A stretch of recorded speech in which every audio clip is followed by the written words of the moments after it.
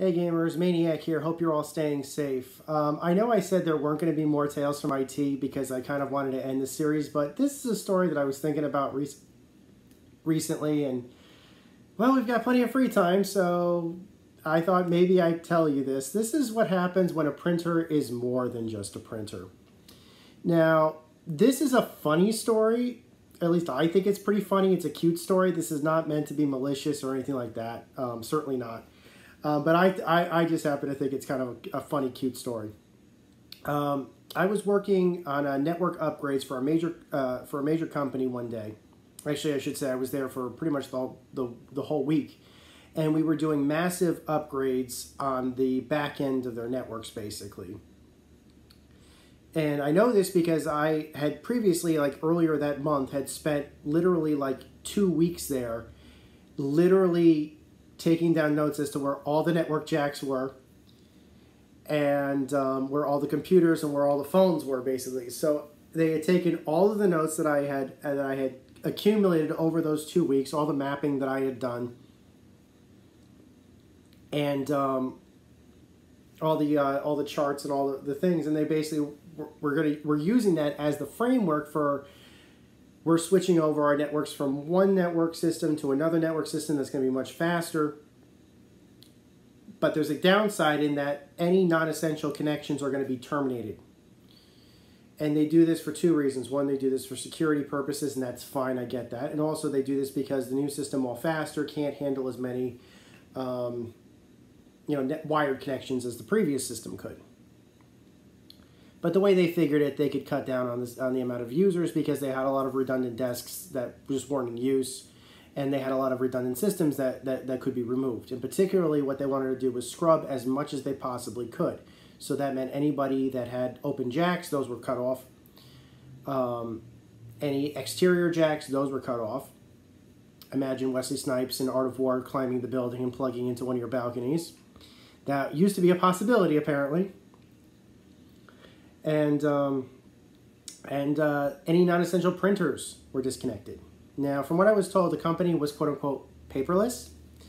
I had no reason to suspect that was in fact the case because plenty of people were printing out plenty of stuff, some of it personal, but some of it was indeed work-related, whether it be documentation or, copywriting, copywriter stuff, anything that, documentations had to be printed out, charts had to be printed out, that sort of thing, basically.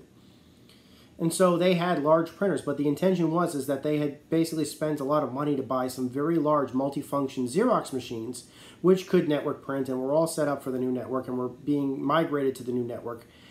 But they had some very old Hewlett-Packard printers. In fact, I remember some of them were dating as far back as when I was in high school. So that should just tell you how old they were.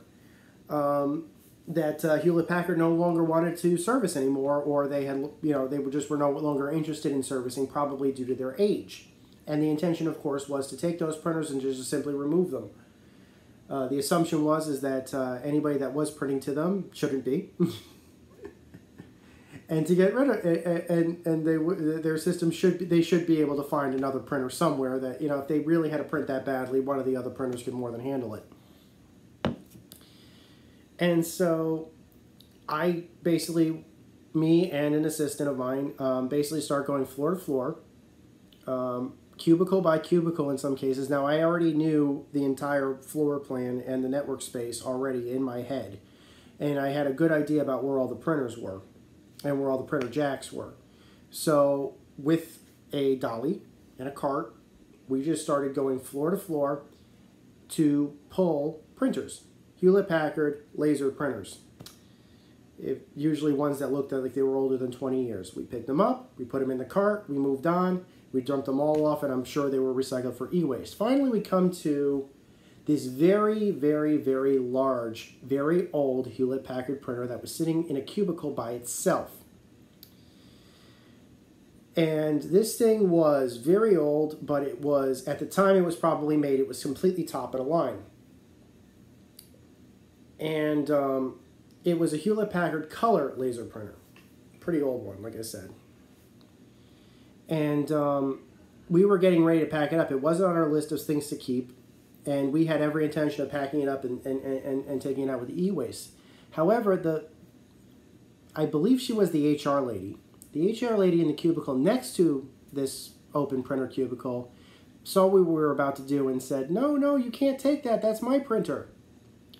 And I looked at her like, we're under orders to pull all the old printers. And she's like, well, this is a printer that I use, and I'd really appreciate it if you leave it here. So again, I'm looking through my documentation for this printer. I don't see it. So what I do instead is that I tell the printer to, it was kind of old, so it didn't have display information, network information. I can see it clearly was a network machine. And so I just tell it, print out your network information, and I just, kept it for future reference so that I could pass it on to the people that were doing the network that day, or that night, doing the network crossover. Just so we had some documentation on what this thing thought it was doing. So we didn't touch it. Finally, I get my supervisor, a person who actually works for the company, and we do a full tour of everything. And this woman is like one of their, executives. This is like their upper end. This is a woman who basically goes from like company to company to company, travels all across the country and possibly all across the world basically to basically do, the major executive stuff when they have like a major migration like this. And I do a full tour, and obviously I didn't touch that lady's printer, but I did make a note of it in my logs, and I basically tell her, okay, we pulled these, this is what was there, we pulled these, this is what was there, we pulled these. Finally, we come to the lady's printer who's still there, and I say, this one is here, it's not on the list. Now, the two ladies knew each other, which is good, they're company, they're company colleagues, I'm sure, so they knew each other, of course. And so they had this nice conversation, including basically saying, we will give you a new top-of-the-line Xerox printer. You would have thought that this printer was this woman's child, is what I'm trying to say. I don't know why, but she was like, no, this printer stays. Needless to say, what eventually happened is that we did the migration, and unfortunately, the next day after the migration happened, the printer was cut off. Most of the other machines were working, but that particular printer was cut off after we migrated her. It would probably take us, I think, maybe, I submitted some notes as to what was going on with it, and it had to be fixed by, the remote guys. The guys on site couldn't fix that kind of problem. They had a network block, stuff like that. When the printer transferred over, it had to be reset up. And but my point is that they had to go through all this trouble for this woman's, printer. Now, I think that's pretty funny. But I gotta say one thing at the very least. The woman did appreciate what I had done for her, that I had essentially saved her printer for hers. Again, this printer was old. We were going to toss it out. I don't think it could print more than one page at a time. It was so old. But it worked, and the images came out just fine. And the print test pages were printing out just fine and stuff like that. It was a very good-looking printer, certainly. Color images came out great. So I can understand why she didn't want to get rid of it. And like I said, she did appreciate me saving the printer and not telling my boss, no, we have to take this. And it didn't bother us any. Apparently the system could work. That was like one exception we had to make. And like I said, they forwarded the information that I had taken from the printer to get the printer working on the new system. I think it probably took her an extra day or two before she could finally print, but it did eventually happen, and she was happy. And later on, I know she moved desks. I think they moved her to a different floor, but usually, I figured I could use her as a reference so that if, let's say, for example, and this is where I was this is a cute story, is like I said, she did think highly, she was very friendly to me after that. Not to say she wasn't friendly to me before, but she was really, really appreciative of what I had done for her, that I had kept the machine.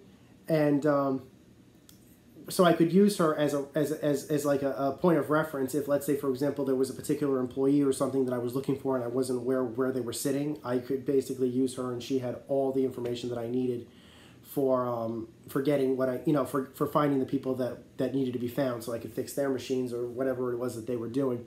So thank you. But here's the punchline to this. All of the cubicles and all the offices all had name tags on them, last name, so that we knew whose office and whose cubicle belonged to who, especially since, people would be moving around and they weren't, it was just easy if you're looking for somebody with the name Smith to see Smith on on a wall, then you're like, oh, it's probably over there. So that was a very useful reference. Somebody had given that cubicle a plaque and it said R2D2. Yep. And I have to say, I saw the resemblance.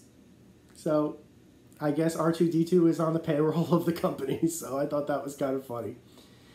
Hope you guys enjoyed the video and had a cute little laugh. I hope you're all staying safe out there. Until next time, my name is Maniac with GameAccess.net. Take care, over and out.